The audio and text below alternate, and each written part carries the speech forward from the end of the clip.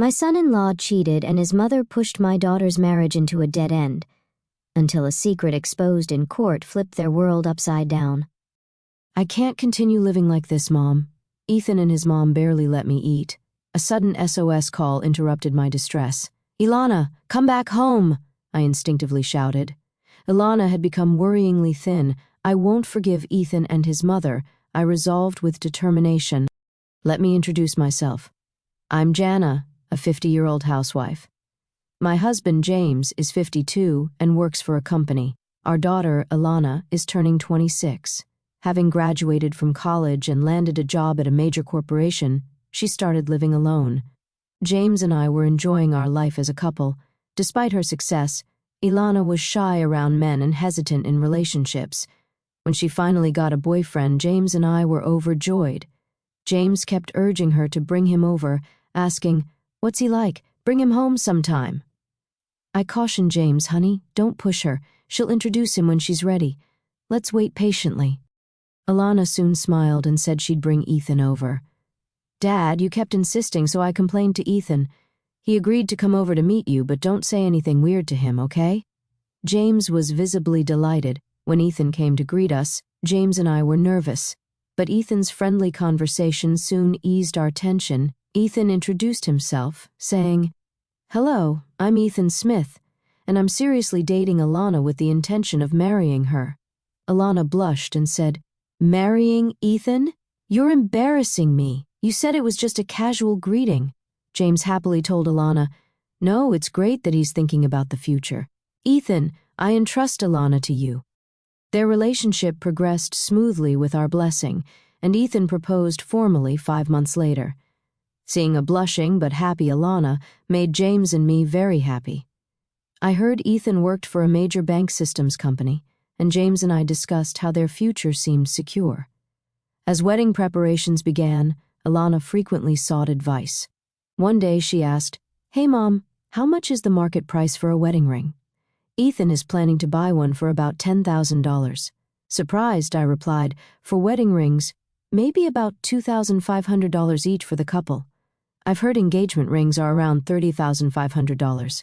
Ilana seemed a bit uneasy. I felt the same way. After asking around and reading magazines, Ethan's sense of money seemed odd. However, when Ilana said Ethan insisted it was a once-in-a-lifetime thing and wanted her to have something nice, I conveniently interpreted it as Ethan wanting to give her a special gift. After some time, the two moved out of their bachelor's residence and into a condominium in New York. The area was very expensive but convenient for commuting. I expressed my concern to Ilana, saying, "Hey, Ilana, the area you and Ethan live in must be pretty expensive to rent, right? Are you going to be able to afford the monthly payments?" She reassured me, "Don't worry, Mom. Ethan's working hard and earns a decent salary too. His job requires living near the bank. Ethan is a systems engineer at a bank-rated systems company. If there's a problem, Ethan needs to rush to the site, even in the middle of the night. That's why the location had to be close to the bank, within a short taxi ride." "Apparently," Ilana explained, "Ethan's company gives a substantial housing allowance, so we're fine. Don't worry, Mom. Not fully understanding the systems company's situation, I just accepted it as how things were." Months passed, and I invited Ilana for lunch. Before her marriage, Ilana and I often went for lunch together. However, after her marriage, when I invited her to join me, she often declined, citing being busy with work or having made other plans. James suggested, maybe she's just busy with her married life, but it didn't seem like Ilana was avoiding me over the phone. Ilana said, "Next Saturday, that's when Ethan is on a business trip. Sure, Mom, I can make it. I'll find a place for us." I was a bit thrilled to have lunch with my daughter after half a year. When I finally saw Ilana, she looked a bit pale. Concerned, I said, "Ilana, what's wrong? If you're not feeling well, take it easy. Just stay home and rest, okay?" Ilana reassured me, "No, I'm fine.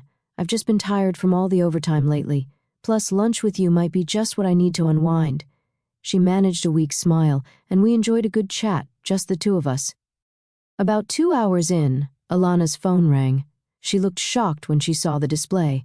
Ilana told me, "Mom, I have to go home already. Ethan's mother is calling." She explained that Ivy was at their place. Surprised, I said, "Sorry for keeping you during such a busy time." Alana reassured me, "It's okay."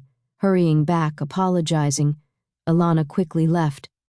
Another half a year went by, and during this time, something terrible happened to Alana. I learned about it from a phone call from her. It was a sad day, and James and I were enjoying our day off while I was making tea. Suddenly, my phone rang. The display showed Alana. I quickly answered, and Alana hesitantly started, "Mom, it's me. She seemed unable to continue, and sensing something was wrong, I asked, "What's the matter? Did something happen?" Alana remained silent for a while. Patiently, I waited for her to start talking. Eventually, she said, "Mom, I can't live like this anymore. Ethan and his mom barely let me eat. I might not survive if this continues." Shocked, I asked, "Are you okay? Sounds like things are really bad. Why don't you come back home?" Alana seemed undecided.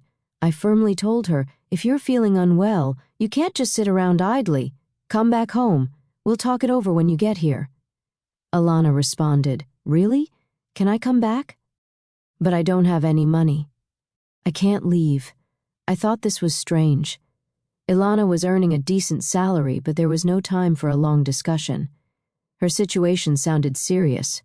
First, I needed to meet with Ilana to see how she was doing. I instructed Ilana, "Take only your valuables with you and leave the house.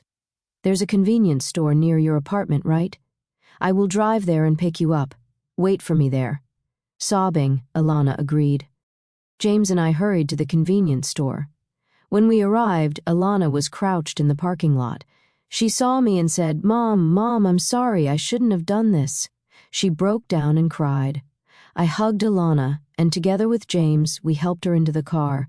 She was terribly thin and almost gray in complexion. I was astonished, wondering what could have happened to her. I held Ilana until she stopped crying. James said to me, "She won't be able to calm down here. Let's take her home soon and give her a good rest. We need to talk to Ethan." I agreed with James, stating, "Yes, right now, letting Ilana rest is our top priority." When we arrived home, Ilana, possibly due to exhaustion, immediately fell asleep on the sofa. After she woke up, I served her some easy-to-eat food. She ate voraciously in front of us, indicating how hungry she must have been. It was shocking to hear her stories about not being allowed to eat and having no money. I asked Ilana, "What do you mean you're not allowed to eat?" Ilana explained, "My salary is lower than Ethan's, so Ethan and his mom, Ivy, keep telling me to save more. Gradually, my food portions were reduced." I asked, "Really? But you're making the food, right? Because you're a married couple, and you eat the same food, right?" Ilana shook her head, saying, "No. For the past 6 months, Ivy has been cooking Ethan's meals. I'm not even allowed in the kitchen." James asked Ilana, "Ivy is in your house? This is the first time I'm hearing about this. Does this mean Ivy is staying there all the time?" Ilana explained that Ivy had moved in with them about 6 months ago, and they started living together, gradually, right around the time Ilana and I had lunch. Ivy had an argument with her husband and came to stay with Ethan for just a week, but then Ethan got mad at his father and told Ivy she could stay indefinitely. I was shocked and glanced at James, who seemed to feel the same. Ilana continued, "Since then, Ivy has been criticizing my budgeting, saying it's all wrong and that I can't manage money at all. After Ivy criticized the budget, she took control of the household finances.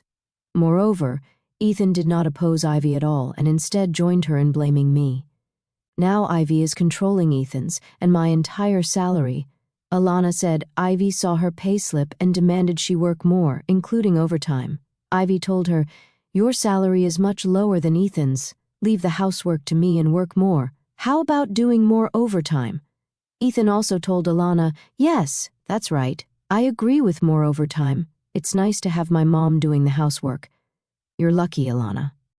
Ivy scrutinized Ilana's payslips, always looking for unnecessary expenses, and eventually found something else to criticize, the cafeteria deductions.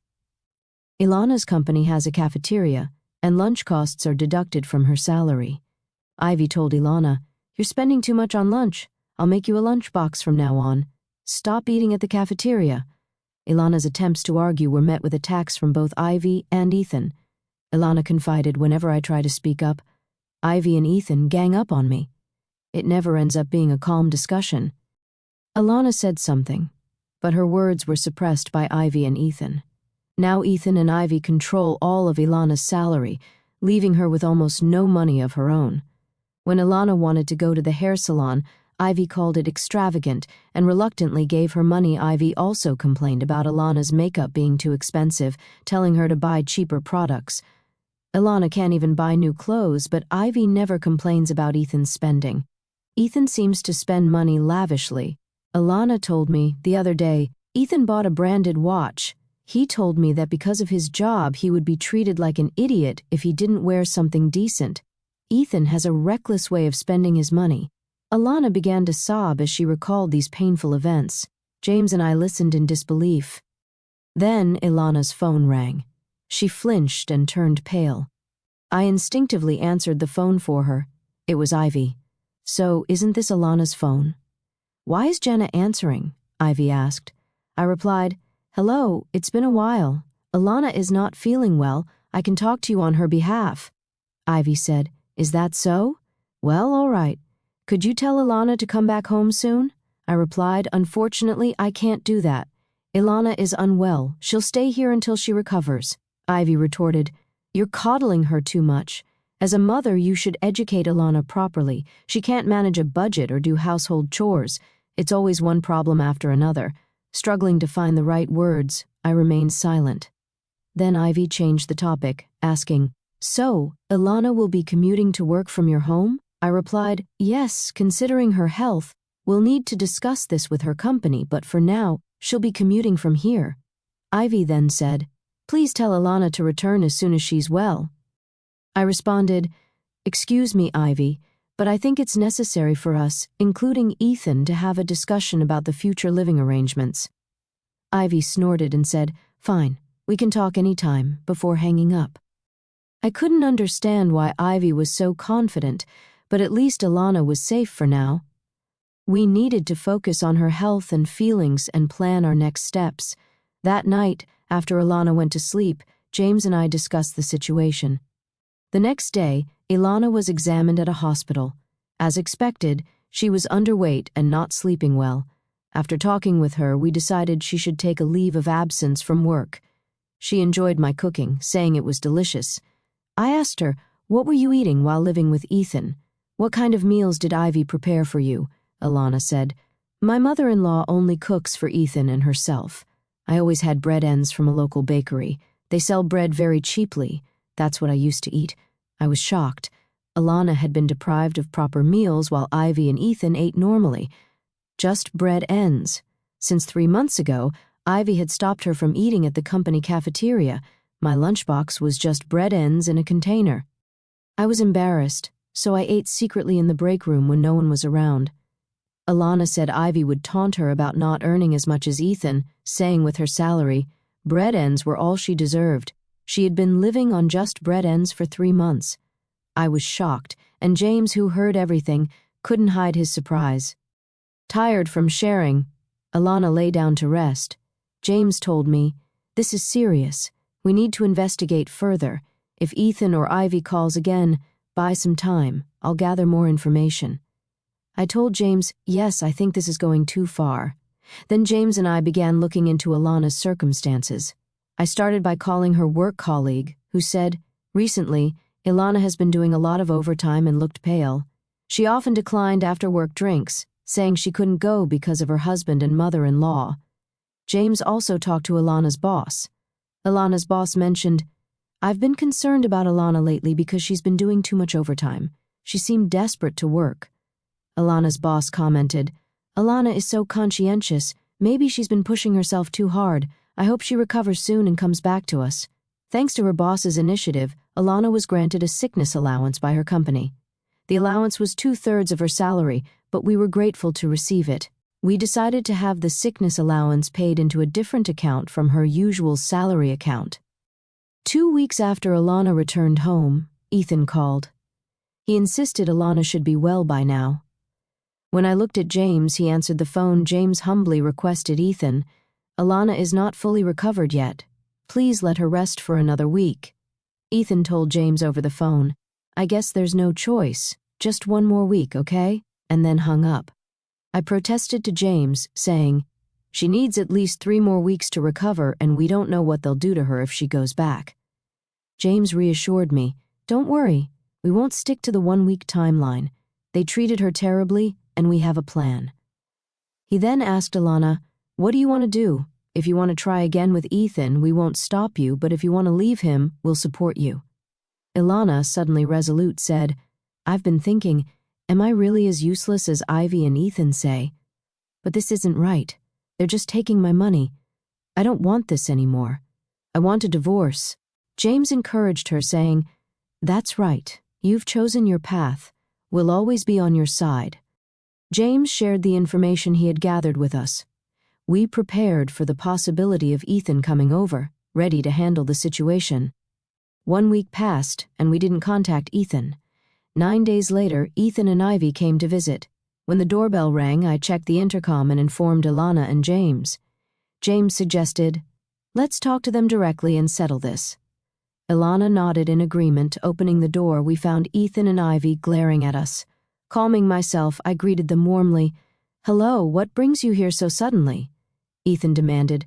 "Why hasn't Ilana returned home? It's been a week. You did tell her, right?" Ivy also chimed in. "That's right. You can't do your chores, you can't do your laundry, and you can't even keep your promise to come home. What a mess you are. Parents and children are helpless." Inviting them in, I said, "Let's not talk in the doorway. Please come inside." Reluctantly, they entered. Ilana told them firmly, "I won't return to that house. Ethan, please, let's divorce. I can't live with you anymore." Ethan threatened loudly, "You think you can just decide that?" But Ilana stood her ground, facing Ethan with resolve. Ivy then berated Ilana, saying, "For 6 months, I did all the housework and supported Ethan while you neglected your duties." Ilana countered, "It's not that I didn't do the chores. Whenever I did, you would criticize my methods and take over the tasks, didn't you?" Ivy retorted. "How dare you speak to me like that after making me work so hard? You should be ashamed. I was only trying to correct your mistakes." Ethan joined in. "That's right. My mother helped because you couldn't handle the chores, allowing you to focus on work." That's when James shouted at them, "What nonsense! You took Ilana's salary and fed her only bread ends. Your actions are the worst kind of abuse." They were shocked by James's outburst. James added, "Ethan, you have been fired from your company. I checked out your employment status. You don't have the power to continue paying the rent on that apartment anymore, do you?" Ethan began to look uneasy. Ilana added, "I didn't know until Dad told me." James continued, "I hired a detective to find out. Ethan, you were fired 6 months ago for an affair with your boss's wife. Ilana accused Ethan, you pushed me to work because you lost your job and income." Ethan turned pale and hung his head. James then confronted Ivy, "You have a shopping addiction, and that's right. You didn't leave your home due to a fight, but because you were divorced and had nowhere to go." Ivy lost her composure and turned pale. James concluded, "Ethan is being sued for alimony, and Ivy is being chased by debt collectors.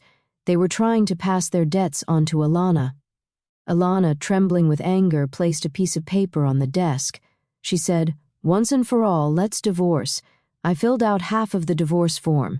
You complete it and submit it to the authorities. We'll communicate through lawyers from now on." Ethan, prostrating at Ilana's feet on the carpet, pleaded, "Please don't say we should divorce. It was just a moment of madness. I was wrong to hide it from you. You're all I have, Ilana. I'm so sorry. Please forgive me." Ivy, also appealing to Ilana, cried, "I did all the housework and took care of everything, didn't I? I'm sorry.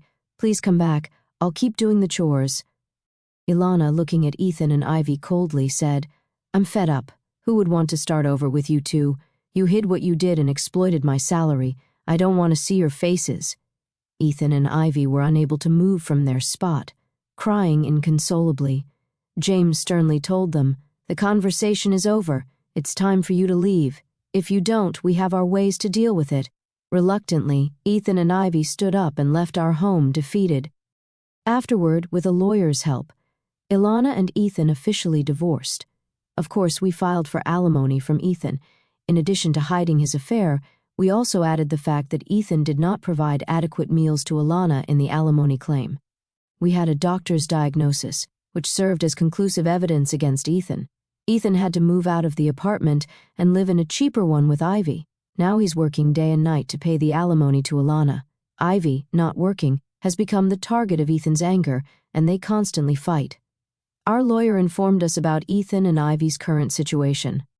Alana fully recovered and returned to work. She seems to be enjoying her work more than ever. She apologized to me and James, saying, "I'm sorry for being a burden and coming back home.